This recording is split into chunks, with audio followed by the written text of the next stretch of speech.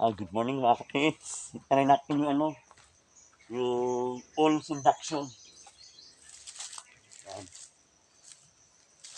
So, una natin gagawin, yung Perus. Kung maabot niya ba sa ilang buwan, ilang metro. Power on. Ayan o. So, kulang-kulang 4 feet. Pwede mo siya laliman dito.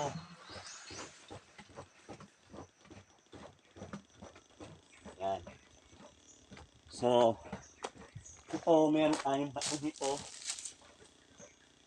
So, try natin malapit. Ganun siya. Ang tawag dito, Perus, kasi namamagnet. Ito, may magnet tayo dito. Yan, ito, magnet. Yan. So, try natin.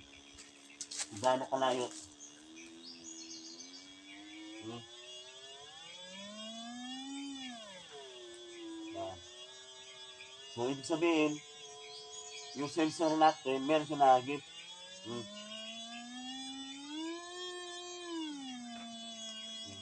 Lalay natin. Parang nila siya. Pag halimbawa, nalock-in niya yung yung magnetic, pwede mo siya i-off. Para Hmm.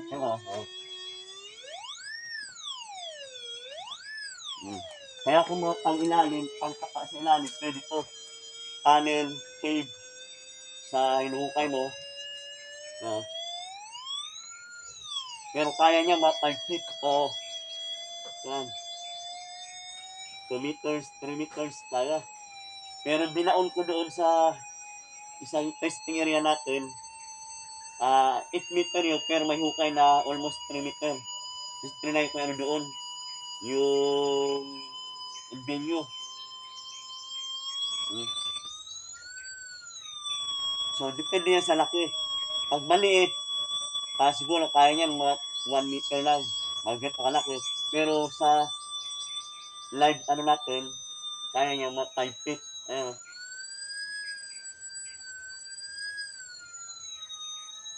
Hmm.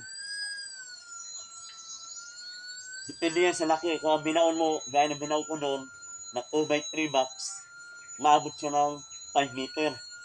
Ito, maliit lang. Ano ba? Gibawi lang. Kaya. Agos na bato yan. Ano? Yun, para mag-adjust ka ng lalim, dito ka pumunta sa sensitivity niya. Yan. I-adjust mo.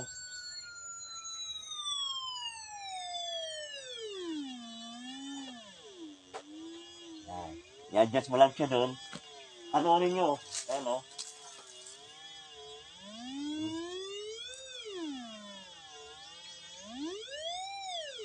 Kaya kung box yung hinahanap mo, ayun, mabilis.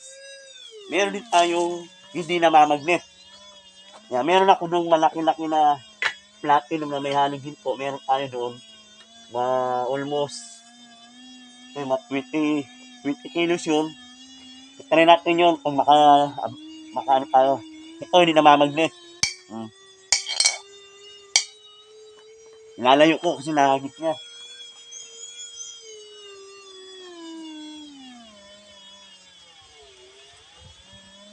Ah. Kung isa namamagnet.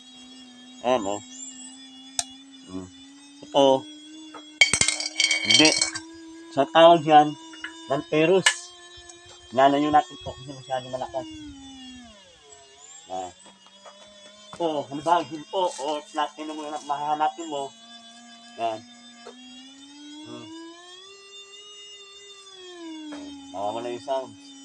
Mahina ang sound. Pag meron, sobrang lakas. So,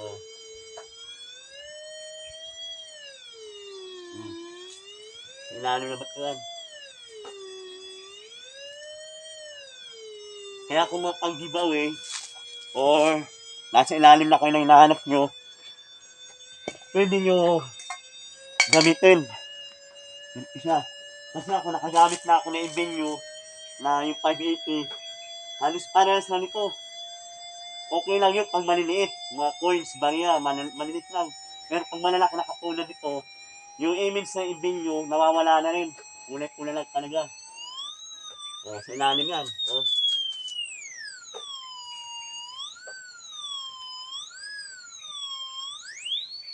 Mm. Kaya recommended ko sa Luzon, Visayas, Mindanao. Ito yung gamit natin. Ang ganda pangkuan. Ito. Ihagis natin. Mm. Mm. Uh,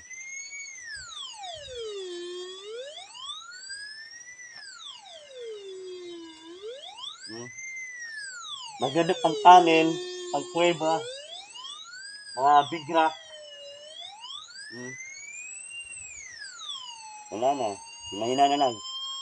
I-adjust mo na yung ano niya, sensitivity. Kasi nangyayari, yung energy nun, ina-absorb ito, hihinaan mo lang yung ano niya. Yan. Wala. Yan. Yan. Babalik ulit. Almost 5 feet yan. 5 feet na yan, ganyan na kalaki. Kung malaki yung hinahanap mo, mas maganda, mas malalim ang kaya nito. Ah. Ano yung tinapo natin? Oh. So, recommended po. Kung para bibili ka doon sa Ibinyo na sobrang mahal, okay ka na dito. Ayan. Kasi Ibinyo, nakagamit tayo nun, 580,000. Pero, halos parehas lang naman sila nito. Yan. Kaya kung ikaw, nagsisimula ka pa lang, kulang yung budget mo, pwede ka na dito. Pero yung mga nakakuha na, pwede na kung bumili ng milyon-milyon na gamit. Gano'n na ano ko ma-advise. So, masyado mahaba.